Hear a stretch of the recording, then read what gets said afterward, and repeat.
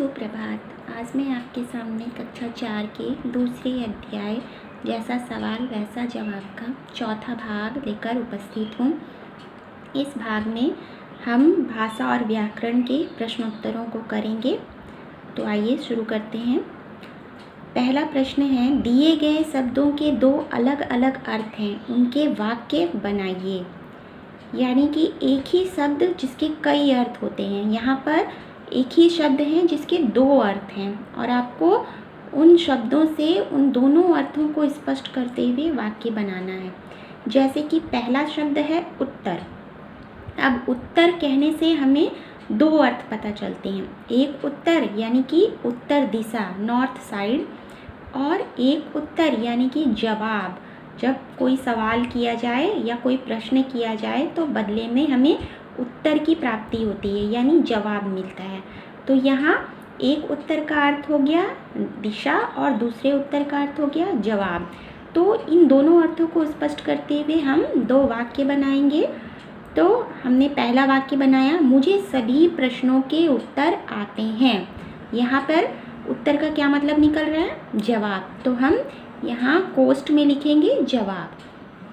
वैसे ही दूसरे उत्तर से हम वाक्य बनाएंगे, मेरा घर उत्तर दिशा में है। यहाँ उत्तर का अर्थ हो जा रहा है दिशा।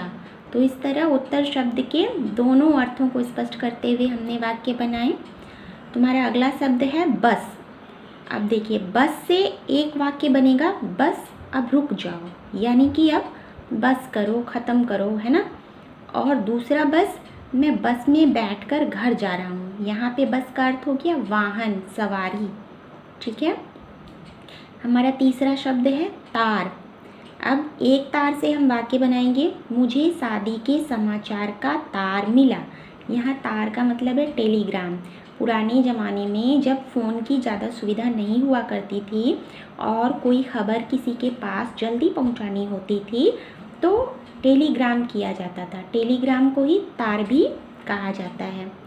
दूसरे तार का मतलब हो जाएगा बिजली वाला तार, वायर। तो इससे हम वाक्य बनाएंगे, बिजली के तार खतरनाक होते हैं। तो यहाँ तार का मतलब क्या हो गया? बिजली वाला तार। चौथा शब्द है चल।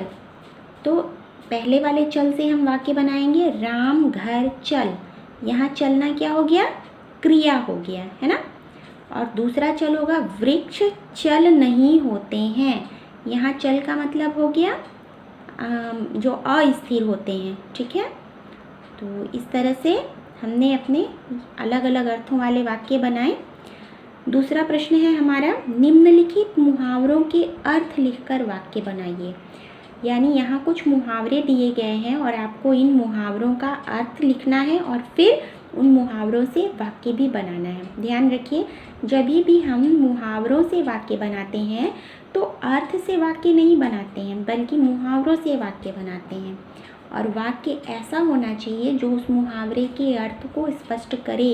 यानी आपने जो भी अर्थ लिखा है वो अर्थ आपके उस वाक्य से निकलना चाहिए। तो हमारा पहला मुहावरा है तूती बोलना।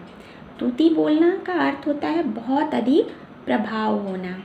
तो इससे हम वाक्य बनाएंगे, हमारे इलाके में रघु दादा की तूती बोलती है। अब आप रघु दादा किसी गुंडे, बदमाश या विधायक या किसी का भी नाम हो सकता है। जैसे कि इसकी जगह आप ये भी लिख सकते हैं कि देश में आजकल प्रधानमंत्री मोदी जी की तूती बोलती है, यानी मोदी जी का देश में बहुत अधिक प्रभाव है। तो दूसरा है छक्के छूटना। छक्के छूटने का मतलब होता है होश उड़ जाना, घबरा जाना। तो इससे हम वाक्य बनाएंगे, पुलिस को सामने देखकर चोरों के छक्के छूट गए। यानी पुलिस को सामने देखकर चोर बिल्कुल घबरा गए। तीसरा है हमारा कलई खुलना। कलई खुलना यानी भांडा फूटना, पोल खुल जाना, है ना। तो कड़ी पूछताछ करने पर चोरी की सारी कलई खुल गई।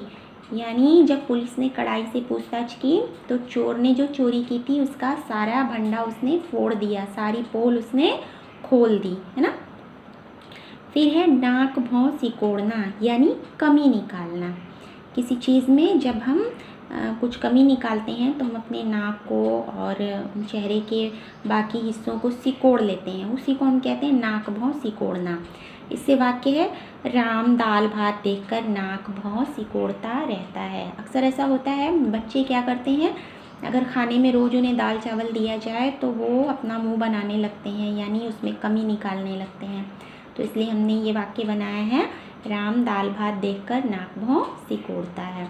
तो इस तरह से आपके ये दोनों प्रश्न हो गए और इन दोनों प्रश्नों में हमने वाक्य बनाया। पहले वाले प्रश्न में एक ही शब्द के दो अलग अलग अर्थों वाले वाक्य और दूसरे प्रश्न में मुहावरों से वाक्य। तो इसके अलावा मैं आपको कुछ गृह कार्य दूंगी, जैसे कि आपका पहला गृह कार्य है सही कथन के सामने स और गलत कथन के सामने ग लिखिए। तो पहला कथन है दरबारी बीरबल को मुसीबत में फंसाने के तरीके सोचते रहते थे। दूसरा है बादशाह के प्रश्नों को सुनकर बीरबल के छक्के छूट गए। तीसरा है ख्वाजा सरा की नज़रों में बीरबल बुद्धिमान और विद्वान था। चौथा है बीरबल के उत्तरों से ख्वाजा सरा संतुष्ट हो गया। पांचवा है बीरबल ने प्रश्नों के गोलमोल जवाब दिए थे। आपको इन पांचों कथनों के सामने ये सही है या गलत इसका निशान लगाना है। आपका गृह कार्य का अगला प्रश्न है निम्नलिखित शब्दों के अर्थ लिखें। पहला शब्द है आपका बुद्धिमान, दूसरा है अभिमान, तीसरा है संसार,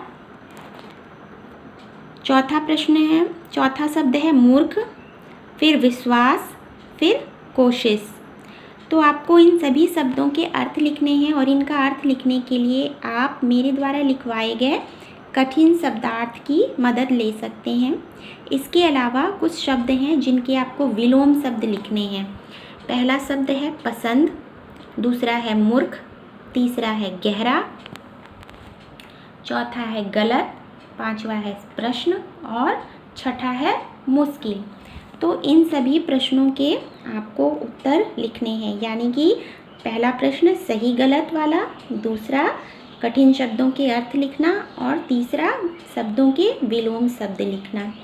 तो आज हमारा ये दूसरा अध्याय इन सभी प्रश्नोत्तरों के साथ यही समाप्त होता है। इसके अगले भाग में हम आपके साथ एक नए अध्याय को लेकर चर्चा करेंगे। तब तक के लिए धन्यवाद।